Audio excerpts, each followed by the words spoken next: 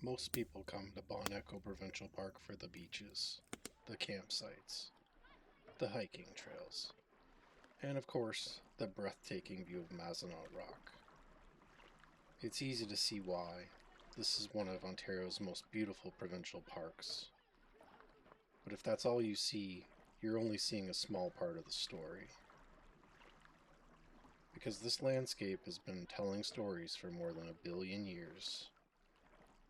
The rock towering over the lake, the water stretching beneath it, even the forest surrounding us, all have witnessed incredible chapters of Ontario's history.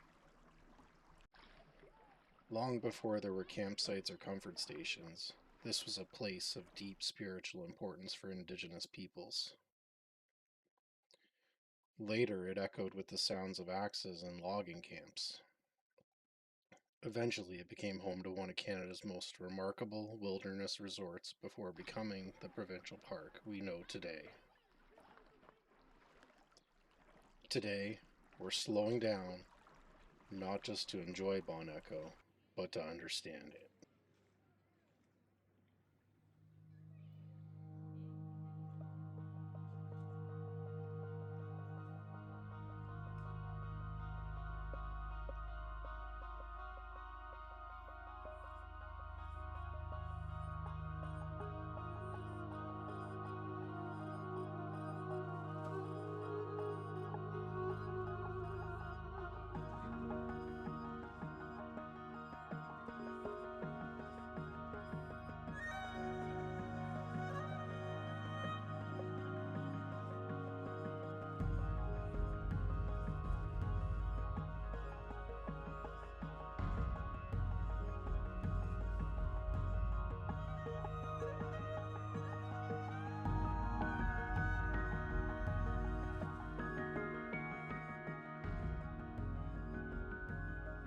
Standing at the base of Mazinaw Rock, it's almost impossible not to feel small.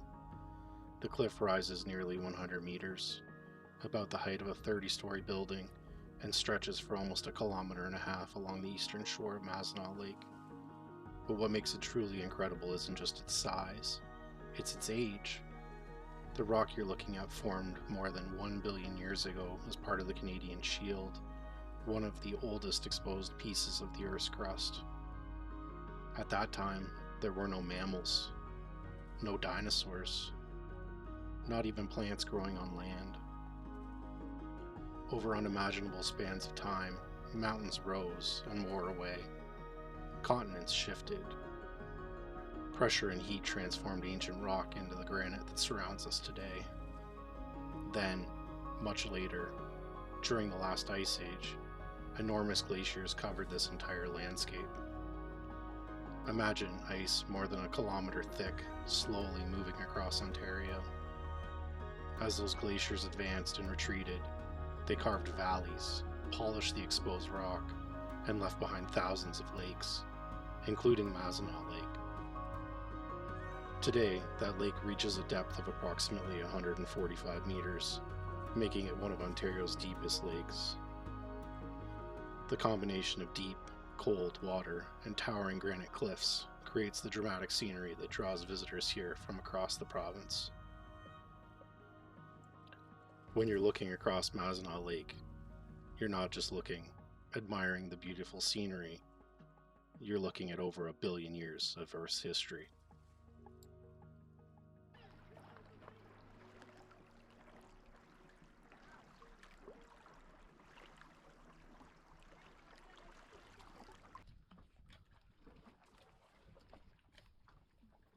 Long before pioneers arrived to the rugged backwoods for agricultural settlement with the promise of free gift lots, or tourists arrived with cameras and camping gear, people were already traveling these waters and land. For thousands of years, Algonquins and Anishinaabe peoples paddled these lakes and rivers as parts of an extensive travel route connecting across what is now Ontario. Mazinaw Rock was much more than a landmark. It was, and continues to be, a place of cultural and spiritual significance. Along the base of the cliff, there are more than 260 pictographs painted with red ochre. Many were created from canoes, with artists carefully painting the smooth granite while floating just above the water. Some images show people, others resemble canoes, animals, handprints, or spiritual beings. While researchers have studied these paintings for generations, many of their meanings remain known only within Indigenous knowledge traditions. And that's exactly how it should be. Not every story needs to be explained to be respected. Today, these pictographs are recognized as one of Canada's most significant collections of Indigenous rock art. Visitors can view them from the water, but we're asked to never touch the rock. Even something as simple as the natural oils from our hands can slowly damage what has survived for centuries. As you paddle beneath the towering cliff, it's worth remembering that this isn't simply an outdoor attraction. It's a place where generations of people left messages that continue to connect the past with the present.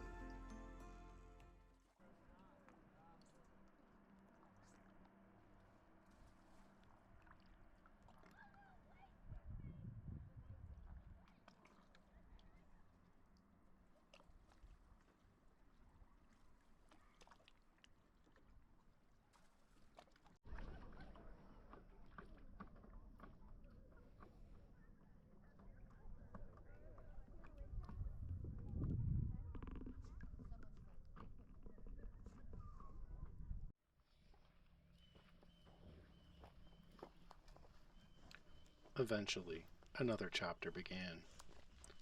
By the mid-1800s, European settlers were pushing further into eastern Ontario. What they found here wasn't farmland. It was forest. Towering stands of white pine covered the landscape, and those trees quickly became one of Canada's most valuable natural resources. Throughout the region, logging camps appeared deep in the woods. During winter, trees were cut and hauled to frozen rivers. When spring arrived, they were floated downstream towards sawmills and eventually used to build homes, ships, and growing cities. Many of the routes people like to hike and drive today began as logging routes. Around the same time, the government built the Addington Colonization Road in an effort to encourage settlement further north. Families were promised farmland and a better future. But when many arrived, they discovered a difficult reality. The Canadian Shield is beautiful, but it's not particularly good farmland. Thin soil, exposed granite, and endless rock made farming incredibly challenging. Many families eventually abandoned their homesteads, leaving the forest to slowly reclaim land. Today, as you drive into Bon Echo Provincial Park, it's easy to think this landscape has always looked like this. In reality, every forest, every trail, and every shoreline has witnessed centuries of change.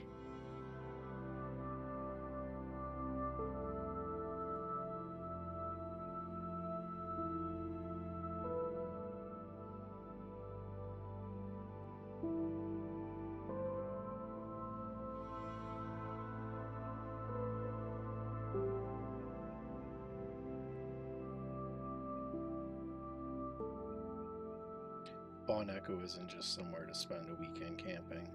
It's a place where ancient geology, Indigenous history, and Ontario's past all come together in one remarkable landscape. The next time you paddle beneath Mazinaw Rock or hike one of its trails, you'll know that there's much more here than meets the eye, and we've only scratched the surface. In the next video, we'll step into another fascinating chapter of Bon Echo's history as we explore the legendary Bon Echo Inn and the remarkable woman who transformed this wilderness into one of Canada's most celebrated retreats. Until then, thanks for slowing down with us. We'll see you in the next one.